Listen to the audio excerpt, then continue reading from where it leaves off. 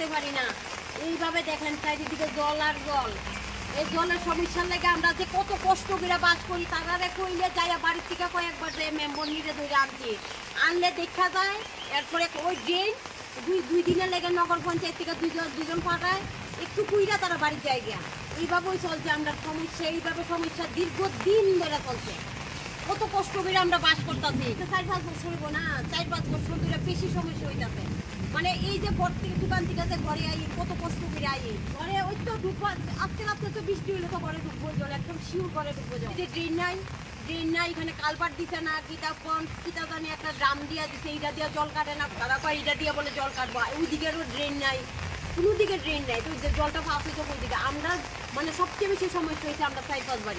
এটা উত্তর পাবিয়াছড়ার 8 নম্বর ওয়ার্ড। এখানে মেইনলি হয়েছে জল নিষ্কাশনী ব্যবস্থা খুবই খারাপ, অনেক দিন ধরে আছে।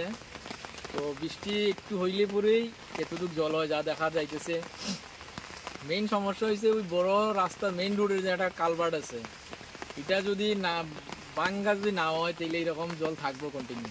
এটা ড্রেন যদি পুরা ক্লিয়ার করিয়া ওই লিঙ্কটা করিয়া দেয় তাহলে জলটা যাই আয় ফটাফট কাটবো আর কি। তো মেইনলি হয়েছে ওই মেইন রোডের উপরে একটা কালভার্ট আছে, কালভার্টটা করছে ঠিক আছে, কালভার্টটা ডাইভ বেশি, তো ওইখানে গিয়া ওইটার মুখের মধ্যে জল কাদাগুলা গিয়া পইরা থাকে, যার লাগি জলটা কাটে না আর কি।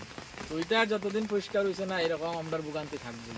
আর মেইনলি হয়েছে ছোটো বাচ্চারা স্কুলে যাইতেই পারে না এইদিকে, তো অনেক সময় মানুষের বাড়ির উপর দিয়ে যায়। আমরা চাইতেছি যাতে ওই জায়গাটা যেমন ক্লিয়ার করিয়া যাতে জল নিষ্কাশনী ব্যবস্থাটা ভালো হয় আর কি।